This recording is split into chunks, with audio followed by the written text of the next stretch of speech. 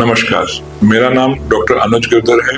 मैं एक ENT specialist हूँ, यानी कि कान नाक गले के रोग का विशेषज्ञ। आज हम बात करने जा रहे हैं टॉन्सिल के बारे में। पहली चीज तो टॉन्सिल क्या होता है। टॉन्सिल एक लिम्फोइड टिश्यू है, यानी कि ऐसा टिश्यू जो हमें इन्फेक्शन से बचाता है। ये गले के पीछे यहाँ पर अंदर की तरफ होता है, दोनों साइड पे एक एक होता है, राइट एंड लेफ्ट। तो नॉर्मली तो ये हमें बचाने के लिए होते हैं, मगर जैसे आप सबने सुना होगा कि टॉन्सिल की दिक्कत होगी, टॉन्सिल की बीमारी होगी, इसी भाषा में गले होना बोल देते हैं कि जी गले हो गए हैं। तो ये कई बार दिक्कत भी करता है। दिक्कत कैसे करता है? दो तरीके से करता है। एक तो इसमें इन्फेक्शन हो जाए। अगर इन्फेक्शन हो गई तो गले में दर्द होता है, खाना खाने में दिक्कत होती है, अपना बुखार आता है। दूसरी चीज क्या होती है कि टॉन्सिल अगर गले में है, गांठें हैं दोनों साइड पे, ये अगर ज्यादा बड़ी हो गई तो ये रास्ते में रुकावट करती हैं, उससे आवाज खराब होती है, खाने में दिक्कत होती है। अब टॉन्सिल के लिए हमें करना क्या है? अगर किसी को टॉन्सिल की दिक्कत हो रही है, पहली बात तो वो क्या दिक्कत लेके आएगा। वो कहेगा मेरे गले में दर्द होता है जी, मेरे को खाने में दिक्कत होती है, मेरे को रुकावट लगती है, मेरे को कुछ इरिटेशन सा लगता है, गले में फंसा फंसा सा लगता है, कुछ परेशानी सी है गले में मेरे।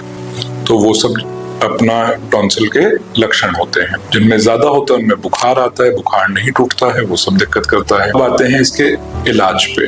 इलाज में सबसे पहली चीज तो है गरारे। गरारे करने से जो भी टॉन्सिल के ऊपर इन्फेक्शन जमा है वो सब निकलती है। गरारे गुनगुने गर्म पानी में नमक डाल के भी कर सकते हैं। गरारों की दवाइयां भी आती हैं, एक्सिडीन, क्लोरेक्सिडीन वगैरह, उससे भी किया जा सकता है। बीटाडीन के भी किए जाते हैं। तो पहली चीज तो है गरारे। दूसरी चीज एंटीबायोटिक्स दी जाती हैं अगर बुखार आ रहा है, दर्द है, खाना खाने में दिक्कत है। तो आमतौर पे ये चीज भी बच्चों में होती है, मगर बड़ों में भी हो सकती है। ऐसा नहीं है कि बड़ों में नहीं हो सकती है। जिन लोगों में बार बार होती है या ज्यादा दिक्कत करती है, उनमें इलाज ऑपरेशन का है। टॉन्सिल का बहुत आमतौर पे ऑपरेशन किया जाता है। अब ऑपरेशन कैसे किया जाता है वो अलग चीज है, कब किया जाता है वो अलग चीज है। मोस्टली तो दवाइयों से आराम आ जाता है। जिन लोगों में ये इन्फेक्शन बार बार हो रही है, और अगर किताब की बात माने तो 1 साल में 7 बार से ज्यादा, या लगातार 2 साल में 5 बार से ज्यादा, लगातार 3 साल 3 बार से ज्यादा हो रही है, या बच्चे को साल में 2 हफ्ते से ज्यादा छुट्टी लेनी पड़ रही है, इसका मतलब कि ऑपरेशन बेहतर रास्ता है। दूसरा, अगर बच्चे को सोते हुए सांस में दिक्कत हो रही है, मुंह खोल के खींच के सांस लेना पड़ रहा है बच्चे को, या बच्चे की आवाज खराब हो रही है।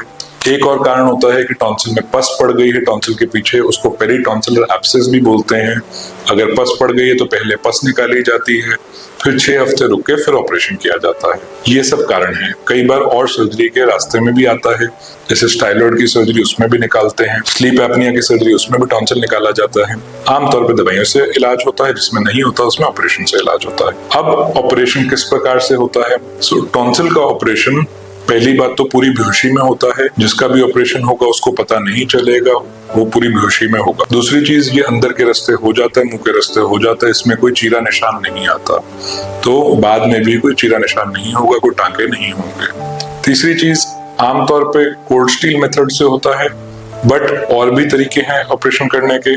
उसमें बाइपोलर कॉटरी भी आता है, ऑपरेटर भी आता है। ये आधुनिक टेक्निक्स आ गई हैं जिनसे किया जा सकता है।